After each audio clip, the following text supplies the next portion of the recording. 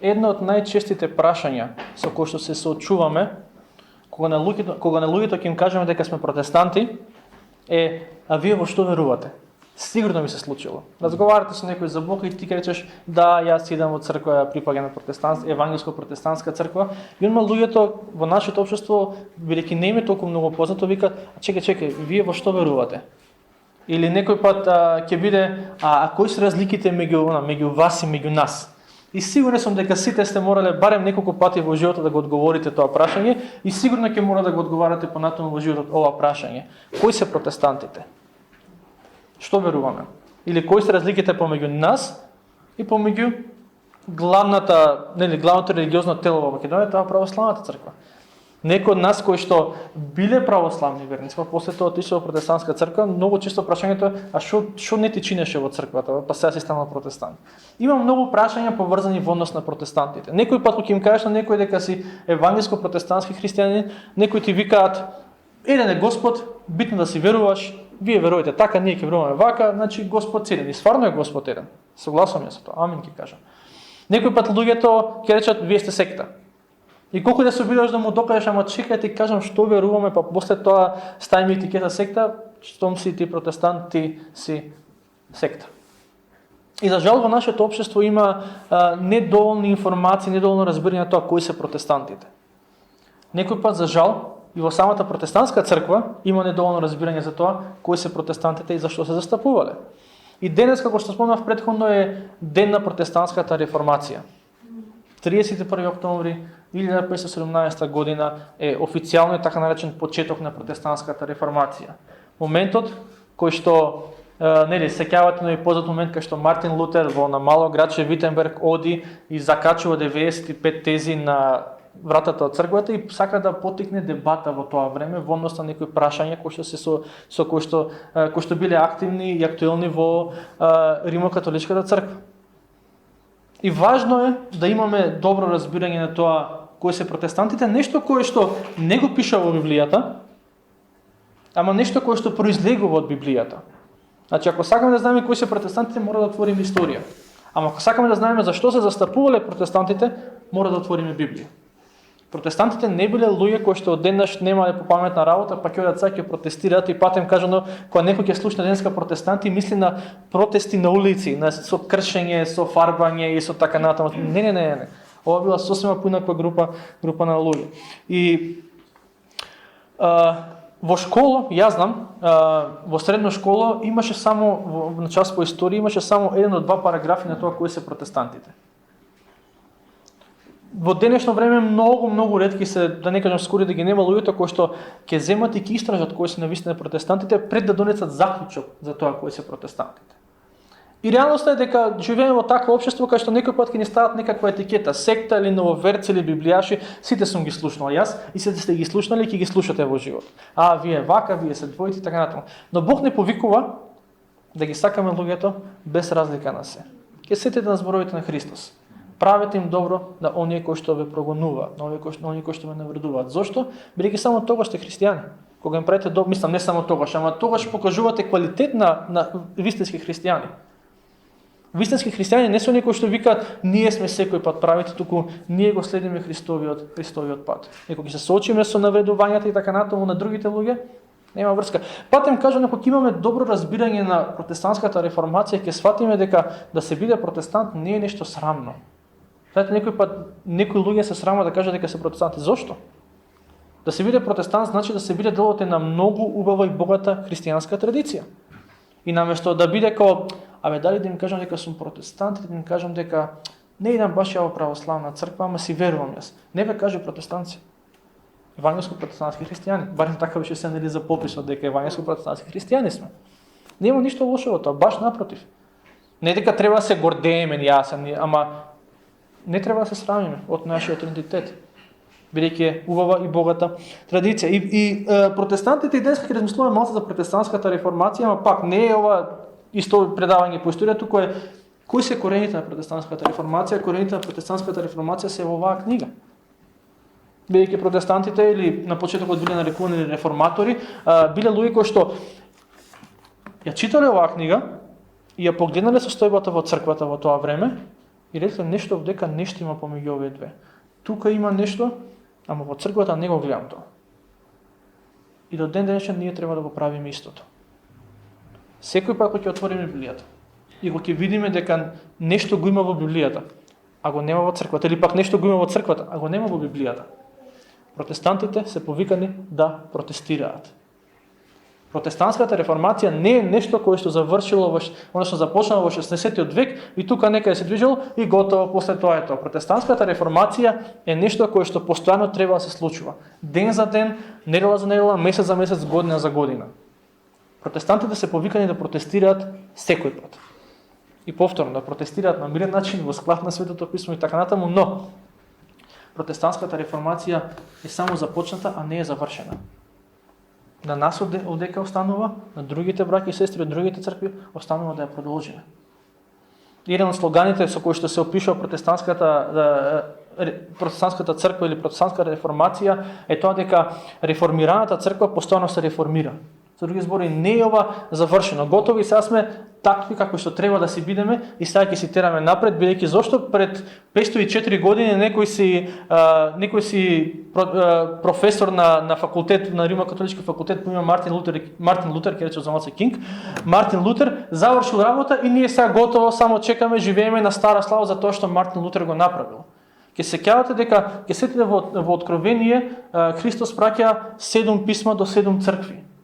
И една од тие цркви, мислам дека беше Лаодикеја, кај што и вика: мислиш дека си добар, мислиш дека си жив, мислиш дека се е во ред со тебе, а уствари си мртов. И секој пат кога црквата ќе мисли дека е во ред и дека не ни треба реформација, таа црква е мртва. На оваа црква треба реформација. Можеби не се соочуваме со исто такво учење како што се соочувала црквата во 16-тиот век, ама треба реформација во многу други аспекти. И никој пат нека не даде Бог да се дозволиме да речеме добри сме си.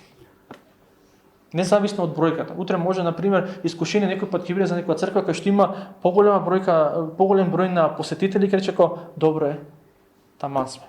Полни се клупите, слава на Господа. Да, слава на Господа, ама тоа не значи дека нема потреба од реформација. Тоа значи дека нема потреба да протестираме против нешто кое што го има во црквата, а го нема во Светото писмо. И малку историја. Генерално гледано, протестантската реформација се јавува како реакција на тоа што се случувало во Римо-католичката црква. И можеби за тоа покрај другото на луѓето на нова поднебје малце потешко да ја сватат, затоа што тука се разбира е православната црква.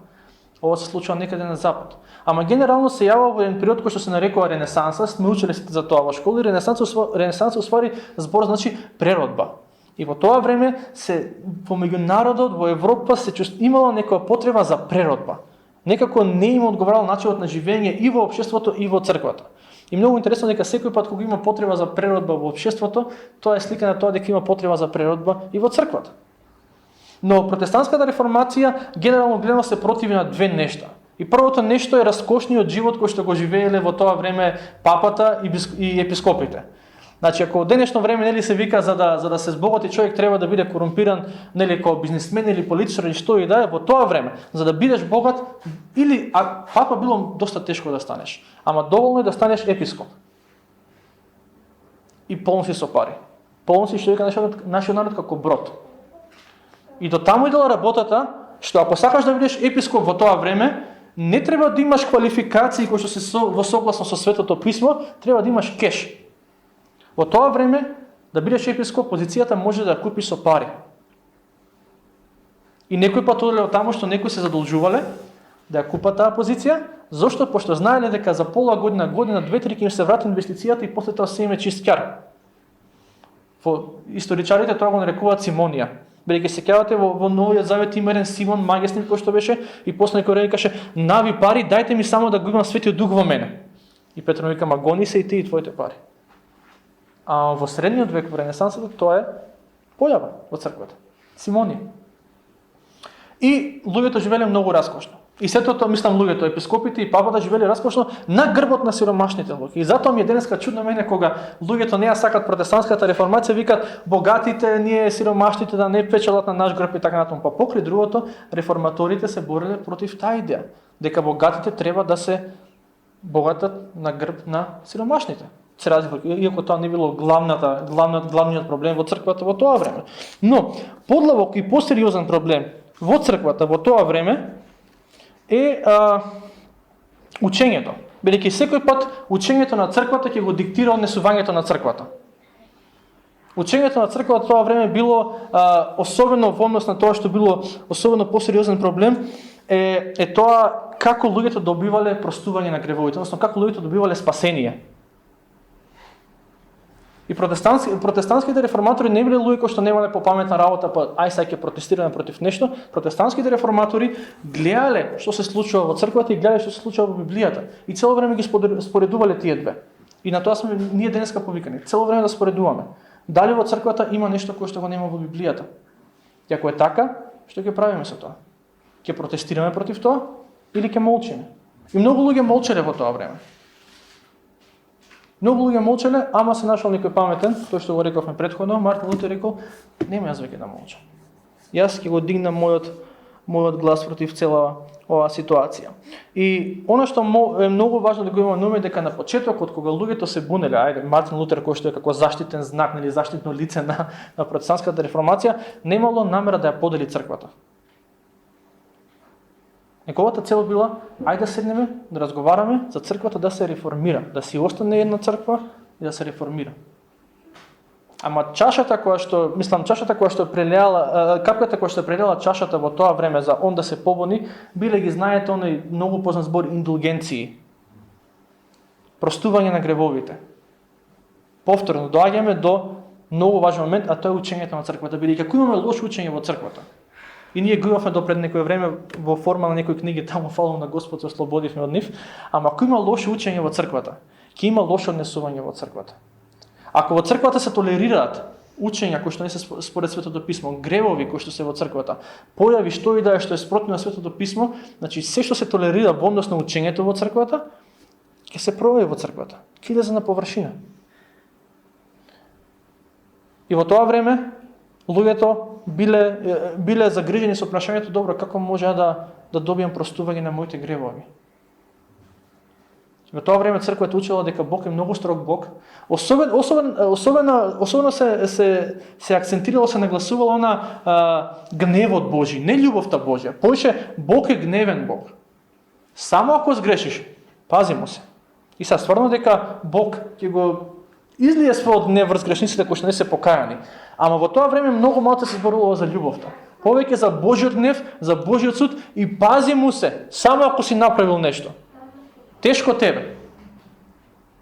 И црквата вика мора да им дадеме начин на луѓето како да добиваат простување на тие нивни гревови кои што ги прават. Што ќе направиме? Ќе им го продадеме тоа простување. Си направил грев, си направил. Сакаш простување, сакаш да не те казни Бог. Па многу јасно дека сакам. Плати си, имаш индулгенција, имаш парче хартија која ќе ти гарантира дека папата ти простува. Не само тоа, туку се играло на емоциите на луѓето, на чувствата на луѓето, тие што продавале викале, абе се сеќаваш на баба ти, пример се. Се сеќавам на баба. Нели беше добра жена? Добра жена беше. Те чуваше, се грижеше за тебе, така натаму, те израсна и така натаму, ми израсна. Баба ти е почината, така почината. Пошто баба ти била грешна, сега е во чистилиште. Плаќа за гревовите што ги направила на оваа земја. И ти викаш, баба ми се мачи. И он ти вика, ама, не мора да се мачи. Плати си толку и толку пари и баба ти црц од чистилиште одма иде во рајот. И ти вика, стварно баба ми многу си ја сакафе. Колку треба? И плаќаат луѓето. И тоа се одвивало некој период. И тие пари каде? Се знае каде? Во касата на црквата, и црквата после тоа градела големи раскошни црковни згради. И еден човек јасно и јавно одлучил да прозбори против тоа. Збориме за Мартин Лутер, кој што некој го нарекуваат еден од најголемите бунтовници во историјата на црквата, а папата во тоа време, Лео X, го нарекува див вепар во Божјото лозие. Значи, не е баш некој комплимент. Ово е див вепар кој што влегол во Божјото лозје и ќе го уништи цело лозје. И Мартин Лутер не бил баш најмек со неговите изрази, како Мартин Лутер па го нарекол папата антихрист. Значи, цело време се препукувал, имал доста, и Мартин Лутер си имал доста остар јазик, патен кажано. Не бил совршен и тој не бил светец. И он бил професор по теологија на Римокатолички факултет во Витенберг. И долго време се мачил, тука доаѓаме до многу важен стих од Библијата, да не биде сега дека само историја зборуваме за Библијата и за тоа како протестантската реформација има основа во самата Библија. Оно што многу го мачало Мартин Лутер е следново. Што значи да се биде праведен пред Бог? Како човек може да биде праведен пред Бог? И за ова станува збор за професор по теологија, кој што он каже, речи, треба да ги знае овие работи. Сеќавате на разговорот помеѓу Исус и Никодим. Исус му вика на Никодим, а ти требаше да ги знаеш овие работи. Ти сам мене ли ме прашува за овие работи? Исто е Мартин Лутер, професор по теологија, предава на факултет. Не знам вика што е Божја праведност. Според неговото сваќање за Божја праведност е тоа дека Бог е праведен, ние сме грешни и се дека не бидеме ние совршени, ние не можеме да бидеме кај Бог. И цело време се исповедал за своите гревови. За најмали гревови се исповедал човекот. Имал нели исповедник во тоа време и неговиот исповедник после некој време му рекол: "Дај бе направи некој сериозен грев, па дојди исповедај се. За најмали работи, за најмала мисла ти се исповедаш." И размислувал и бил во агонија во некој време Мартин Лутер, се додека Бог не му открил што значи Божјата праведност, читајќи го Римјаните 1 глава 17 стих. Римјаните 1 глава 17 стих вика вака: "Бидејќи во него, во Евангелието, се открива правдата Божја од вера во вера, како што е напишано: праведникот преку верата ќе живее." Ако има еден стих кој што е основа за протестантската реформација, Римјаните 1:17, дека праведникот ќе живее преку вера. Односно, покрај другото, тоа значи праведникот станува праведник не преку тоа што е совршен човек, туку преку вера. Како се оправдуваме? Целото свето писмо сведочи дека се оправдуваме преку вера во жртвата и воскресението на Господ Исус Христос. И Мартин Лутер пишува во своите пишани дела, кажува, вика, кога го разбрав, кога Бог ми го открива, вика, како небото да ми се отвори пред мене. Буквално беше некое чувство кое што никој пат претходно во животот го немал и доживува слобода. И Бог сака ние да живееме таа слобода. Дека не сме ние праведни затоа што јас доаѓам во црква, читам Библија и се молам и давам на сиромашните. Праведноста се стекнува само преку вера во смртта и воскресението на Господ Исус Христос. Ништо друго. Се останато е убаво да се прави, заедништвото е убаво, читањето е убаво и треба да се прави. Ама никој пат не можеме ние да Бог да рече: "Браво, свака час ти си добар, живееш добар живот." Туку Божјото оправдување на нашите гревови е врз основа на верата. И кога Мартин Лутер го сватил тоа, неговиот живот, христијански живот се променил. Арно ги гледал луѓето од неговата црква и од неговата област, се враќаат и такви се срекни: "Еј, имаме простување на гревовите", и му покажуваат парче хартија. И веќе овој му дошло преку глава. Не сакал веќе да го трпи тоа и кој што кажав, зема парче хартија, пишува 95 аргументи зошто тоа што се прави во црквата не е правилно и ги закачува на врата и поентата била: ајде да дискутираме за овие работи. Арно, ама од дискусија ситуацијата отишла во некој сосема друг правец. Но ајде да се вратиме на Светото писмо и што се ова значи за нас денес, бидејќи пак речам, не е поентата да збориме што се случувало во историјата. Ова има многу важно значење за нас денес. Тоа што Мартин Лутер го направил тогаш е тоа кое што Бог ја повикува црквата во Новиот Завет да го направи. Секој учење кој што е спротивно на Светото писмо, а се провлекува во црквата, мора да протестираме против тоа. Инаку ќе уништи црквата. Сетете се во Новиот Завет. Скоро сите новозаветни посланија се посланија во кои што е истакната потребата за реформација на црквата. Некој пат ние знаеме да идеализираме првата црква, да речеме: "Леле, првата црква била супер, се им било заедничко, вака правеле, ги хранеле сиромашни и така натаму." Супер, стварно било така. Но погледнете ги посланијата. Ние некој пат имаме слика за првата црква само врз основа на дела апостолски. Тоа не е целосна слика на црквата, на првата црква. Да ги отвориме посланијата, ќе видиме стварно каква била црквата на почетокот. Во тоа време Во Новиот Завет христијаните биле повикани да се борат против лажните учења, да се борат против гревот во црквата. Во црковната историја тоа се случувало. Значи, Мартин Лутер токму тоа го направил и ние сме повикани да го правиме тоа денес. Сето она што се толерира во црквата, а што го нема во Библијата, ќе ја уништи црквата. И тука не зборам само за лажни учења. Не зборам само сме имали некои книги со евангелие на просперитет таму, па сега сме ги тргнале, фалимо на Господа, или дека тука некој од проповедалникот ќе застане дека не проповеда лажно евангелие. Има и многу други работи во црквата кои што се преќутуваат, и само затоа што се преќутуваат, ја јадат црквата и уништуваат црквата од внатре. Некој пат е непростување во црквата. Се некој ќе рече бегаш од темата, Мартин Лутер се борил против лажни учења. Како сака сврти го? Сето она што го има во црквата, го нема во Библијата, е нешто против кое што треба да протестираме. Нарушени односи во црквата. Ако не да станеме да протестираме и да се реши тоа, ќе изедат црквата од внатре. Друг вид на лоши учења, на погрешни учења. Што и да е во црквата, што не е според Божјата волја, треба да станеме и да протестираме. И од таа гледна точка, ја верувам дека секој христијанин, без сега дали е протестант, римокатолик или православен, треба да биде протестант. Во смисла на тоа дека треба да протестираме против тоа што го има во црквата, ако нема во Библијата. Не да протестираме насилно, туку да протестираме во контекст на Светото писмо. И тоа е нешто кое што постојано ќе треба да се случува. Како што реков на почетокот, протестантската реформација е нешто само кој што има почеток, нема крај. Крајот ќе биде тогаш кога ќе бидат верните на небото, сите заедно ќе речеме нема веќе потреба за реформација, нема веќе потреба за да протестираме против некој грев, против лажно учење и така натаму. Ама дотогаш, ден за ден, недела за недела, месец за месец, година за година, да протестираме против она што не е според Божјата волја, а е во црквата. За жал, некој пат ние знаеме да протестираме против банални работи во црквата. Не ми се допаѓа песната што се пееше са бајле. Хајде бе, тоа е најголемиот проблем во црквата. Не тоа што не кажеш да правиш молитва со тој што седи до тебе, тоа песна која се пели, од кој акорд се пеела песната. Или оваа песна ја пеевме 2 пати во последните 3 месеци. Па што?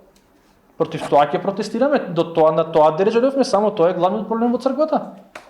Има многу подлабоки проблеми во црквата. Против нив треба да протестираме. Не ми се допаѓа стилот на проповедање на проповедникот. Па нека не се допаѓа. Важна е пораката. Дали тоа што го проповеда според Библијата? Поентата ми е да не протестираме против тоа што е на површината, туку против тоа што е под површината, она длабокото, она што е коренот на проблемот. Мартин Лутер не протестирал против големите плати на епископите. Тоа било само некој втори или трет резултат од целата реформација. Протестирал против лошото учење во црквата. Апостол Павле во Галатјаните ќе се сетите им вика: кој ви учи на вакво евангелие? Ви проповедав мене евангелие, са некој друго евангелие дојде. Поентата е се бори против лошото учење во црквата. Во Прво Коринќаните ќе се бори против гревот. Вика: слушам кај вас има таков грев кој што го нема и меѓу неверниците. Апостол Јован во второ послание Јованово се бори против оних што ги нарекува антихристи. Дека има луѓе како што го одрекуваат Христос. Христос на црквата во Пергаме вика: расчисти со тие лажни учења, пошто ако не расчистиш, тешко тебе ќе биде. Во Новиот Завет Христос во Евангелијата не потикнува да се бориме против гневот, против омразата, против лицемерието, против желбата за богатство и така натаму. Сите овие нешта, ако ги видиме во црквата, треба да не свети на црвена сеничка да речеме ќе се бориме против овие нешта, нема да ги преќутиме. Бидејќи ако ги преќутиме, тешко нас ќе биде. Во тоа време во Римокатоличката црква главен проблем бил легализмот. Односно дека простување на гревовите не се добива со тоа преку вера, туку се добива преку тоа што јас може да го направам, колку јас може да платам за да ми бидат простени гревовите. И во денешно време никој од нас не плаќа за простување на гревовите. Патем кажам, кога поминува оваа колектата за доброволен прилог, не е за да ви се простат гревовите. Тоа е за да се одржува црковната зграда, имаме струја, вода и така натаму, мора да се плаќа тоа. Ама денеска ние можеби не плаќаме со пари за да не се простат гревовите, ама некогаш можеби подсвесно мислиме дека Бог поише не сака нас од другите, пошто ние сме попосветени. Камо сите како мене да служат во црквата, и јас сум најпосветен и така натаму, и некако се мислам дека Бог по-благонаклонен треба да биде кон мене, пошто јас повеќе време посветувам во црквата за разлика од другите. Тоа е легализам. Бог те засака тебе уште пред да можеш било што да направиш, уште пред да бидеш роден.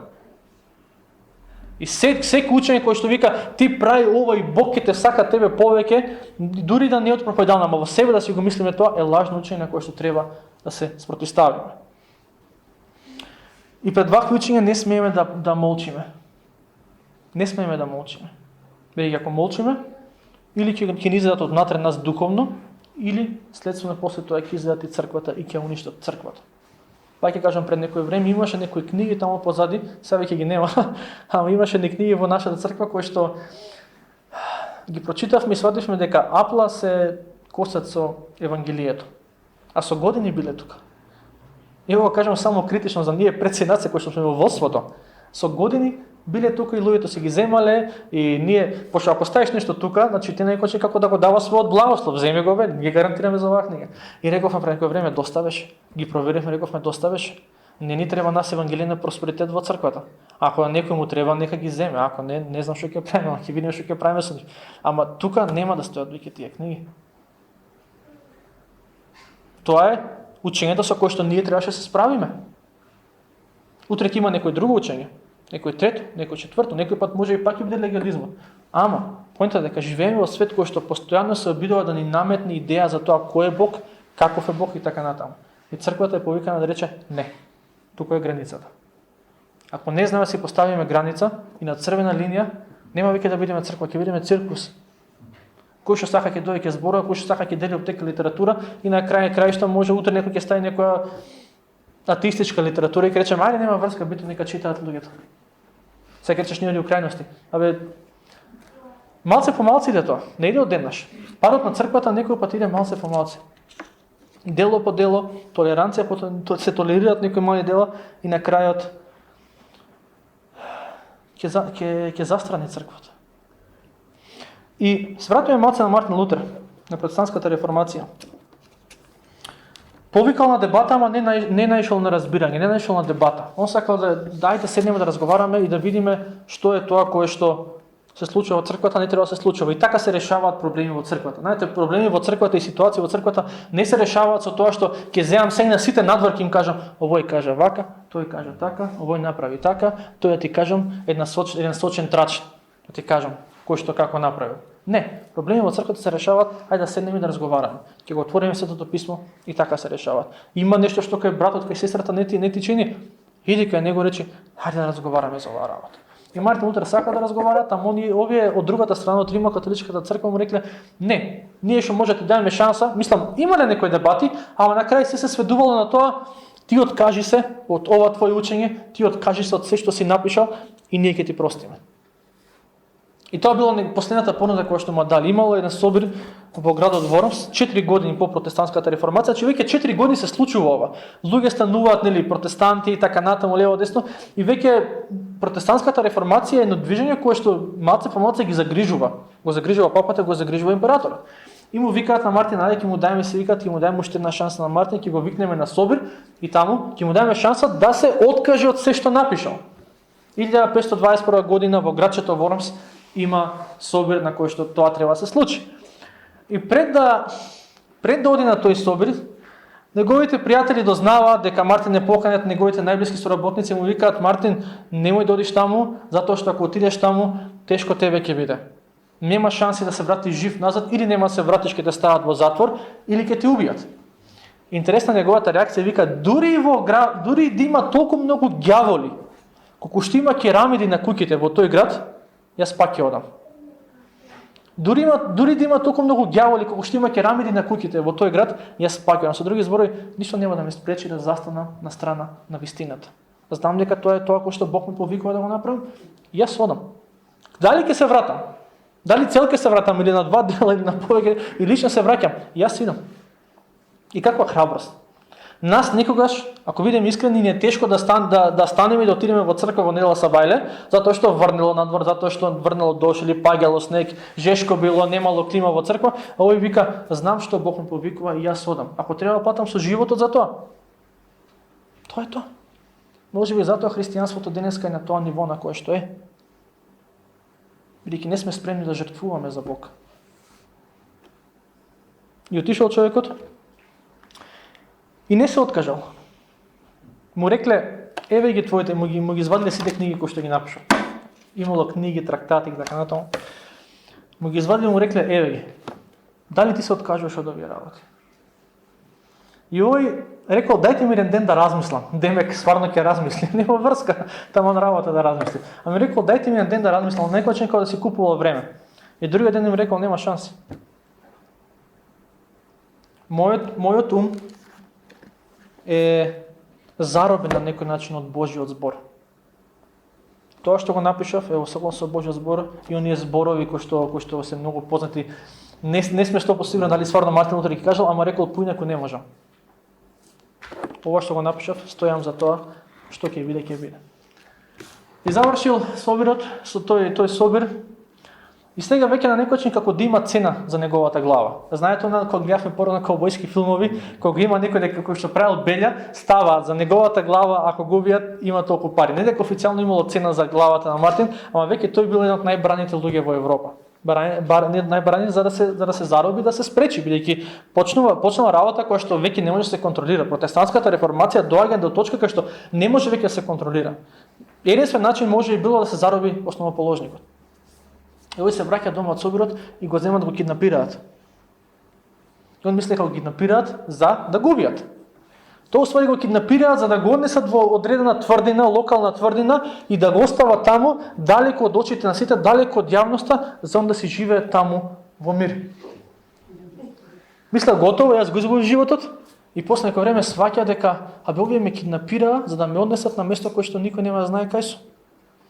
И го менува своето име и своето презиме, го менува идентитетот на тоа место, пушта брада за да не го препознат и таму се живее со неговата жена. И се фатил за работа, за година дена го превел цел Нов Завет од грчки на народен германски јазик. За година дена. И тоа е едно од, да се вратиме пак на важноста на Светото писмо. Тоа е едно од придобивките кои што ги имаме ние денеска како резултат на протестантската реформација. Свето писмо на мајчин јазик. Патем кажано, нашата историја, македонска историја, има уште двајца такви многу важни луѓе кои што се бореле за тоа. Свети Кирил и Методи, кои што кога отишле кај папата му рекле што само грчкиот, латинскиот и еврејскиот јазик не се свети јазици. Секој јазик е свет. И луѓето треба да си имаат Свето писмо секој на својот јазик. И Мартин Лутер години подоцна, векови подоцна се борел за истата работа. Да, германците кои ќе дојдат, кои ќе имаат дома Библијата и требало да имаат, пошто тогаш и не имале, патем кажано, ама тогаш неколку години претходно Гутенберг измислил неговата печатница и веќе тоа е како некој ветар во ледрата на протестантската реформација. И рекол, сакам да имаат луѓето Библија на јазик кој што може да го разберат.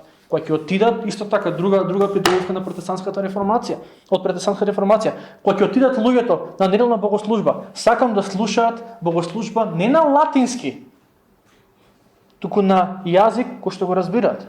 Знаете, одиш на богослужба, врска немаш ти од латински во тоа време и некој ти пее сега таму, епископот ти пее и не знам, мене ми е тоа како да сум на концерт на покојни Павароти. Идеш, го слушаш Павароти, убаво звучи, ама врска нема шо пее, на италијански пее. И во тоа време така, ќе си отишле луѓето и во црква одиме, шо правите во црква одиме на богослужба. Идеш и го слушаш епископов, пее некои латински изрази, нит разбираш, нит ништо, си одиш дома и си викаш, бе убаво пееше ова детево, ама ништо не го разбрахме шо кажа. И Мартин Лутер вика, не. Реформацијата, протестантите, ако се зборува, ќе се зборува на јазик кој ќе ме разберив на луѓето, на сите. Дете да дојде во црква треба да му биде разбирливо што се случува во црквата. Има и многу други придобивки од протестантската реформација. Една од придобивките е на гласокот на образование, на писменост. Денес ходиме сите во школи и не учат таму да читаме и така натаму и писмени се, во тоа време не било така. Во тоа време не секој имал пристап до образование. Протестантите давале нагласа на тоа и го форсирале тоа. Дај да ги научиме луѓето да знаат да читаат, да може да се читат Библијата, зошто? За да разберат што пише во неа, да не мора некој да не ги манипулира некој од страна. Многу важен исто аспект кој што е општествен аспект на протестантската реформација и придобивка е тоа дека Протестантите ја вратиле во фокус важноста на секојдневната работа. Значи, во тоа време неофицијално имало два типа на христијани. Христијани од прва класа и христијани од втора класа. Христијани од прва класа се свештениците и свештенството, оние кои што работат за црквата. Ако работи за црквата и си платен за тоа, ти си му премногу посветен на Бог. И ти си посебен тип на христијанин. Ако работиш како земјоделец, сточар, чевлар, што и да е друго, Бог не е баш најзадоволен со таа работа, ама ајде, ќе помине и тоа. И протестантите викаат, не бе човек, што и да работиш во животот? И за денеска тоа важи. Што и да работиш во животот? Ако се работиш честно работата, и се разбира, ако не е некој изопачена работа, бидејќи секакви работи веќе има денеска, ама ако е обична, најобична работа, нормална работа и честно се работиш, ти правиш нешто што му е угодно на Бог. И тука го има оној познат израз на Мартин Лутер кај што вика дека и фармерот може да молзе кравата за Божја слава. Нешто кој што луѓето речат, како може така да каже? Поентата е, што да ти дал Бог како професија во животот, терај си го тоа. И ти работиш нешто кое што му е угодно на Бог. Нема веќе христијани од прва и втора класа врз основа на тоа што работат луѓето. Има само христијани кои што работат работата која што Бог им е дал во моментот. И има уште многу што да се зборува, нели целта не е да се каже себе, дека има многу работи што може да се каже за реформацијата, и не бил Мартин Лутер само единствениот кој што поттикнал реформација во тоа време. Значи 100 години пред него Јан Хус пробал да реформира црквата, после Мартин Лутер нели го имате Цвингли во Цирих, го имате Калвин во Женева, во Франција во тоа време така натаму, и сите овие луѓе правеле доста добри работи, гледале како што спомнав претходно што пише во Библијата и што го има во црквата, и кога виделе разлика, рекле ајде се вратиме на Библијата. Ама сите овие луѓе си имале своји мани и недостатоци. Мене многу ми смета кога се зборува за протестантска реформација и кога се идеализираат први оние што ја започнале таа реформација. Мартин Лутер вака, Мартин Лутер така. Океј, да, сето тоа било во ред.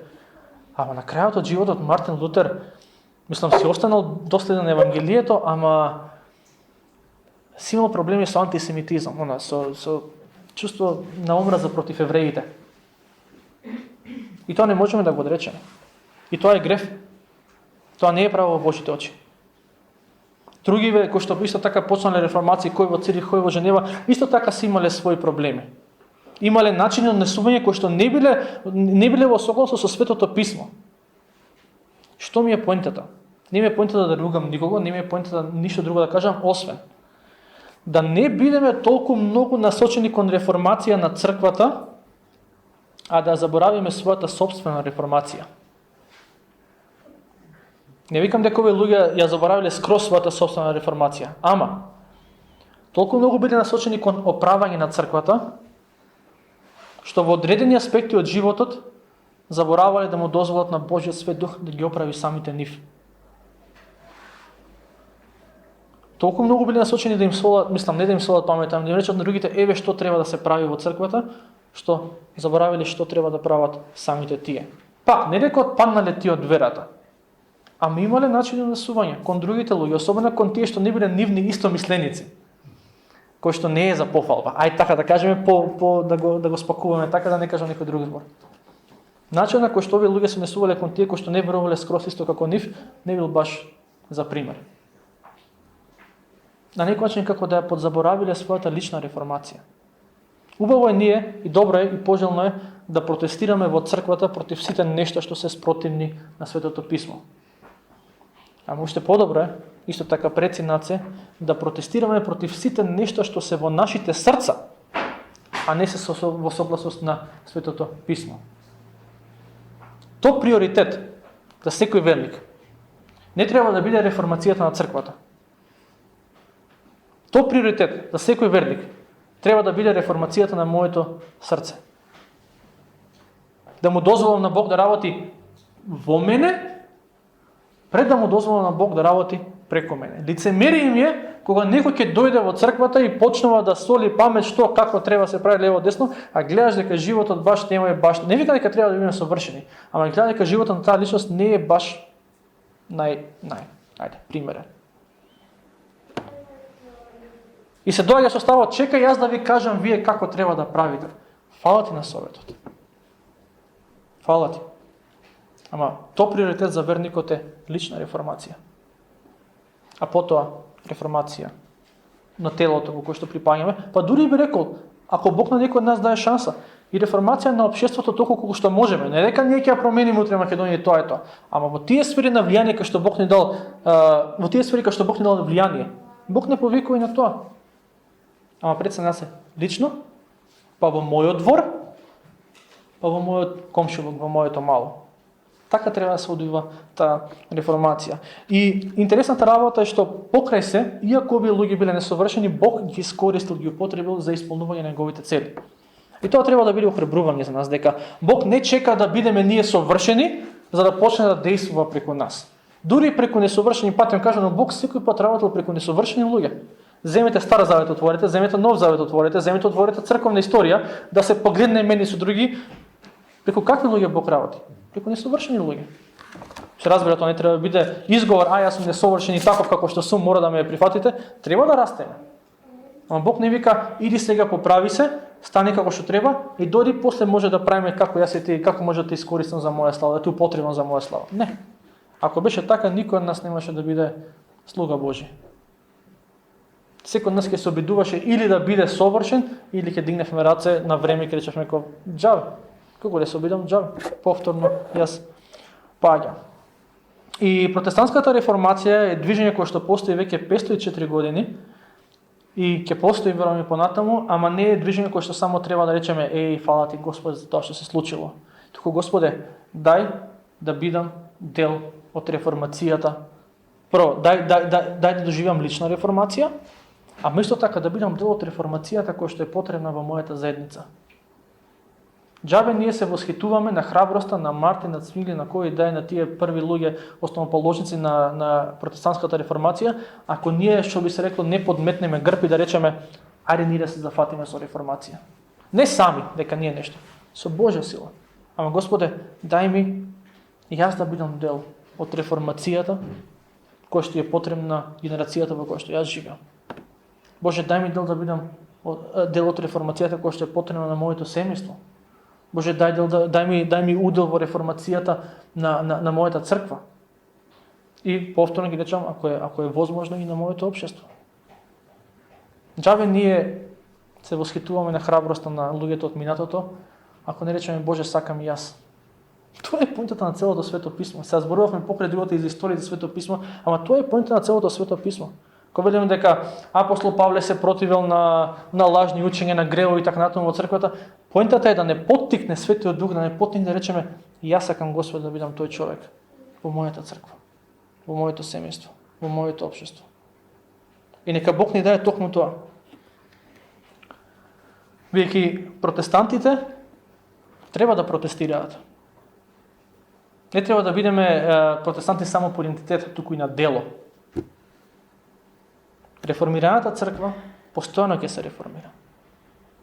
Овие два изрази постојано се мешат, ама тоа е поинтата протестантска реформација.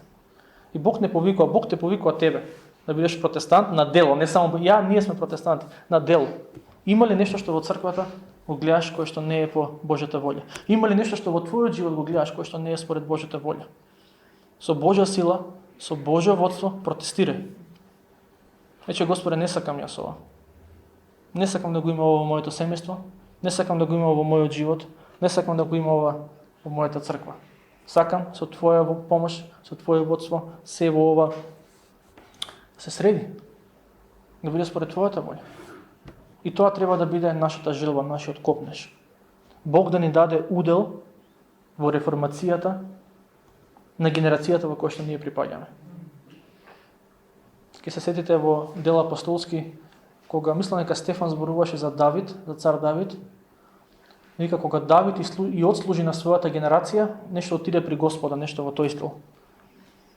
Како и служиме ние на нашата генерација? Нашата духовна генерација, тука. Тоа е прашање кое што треба размислуваме.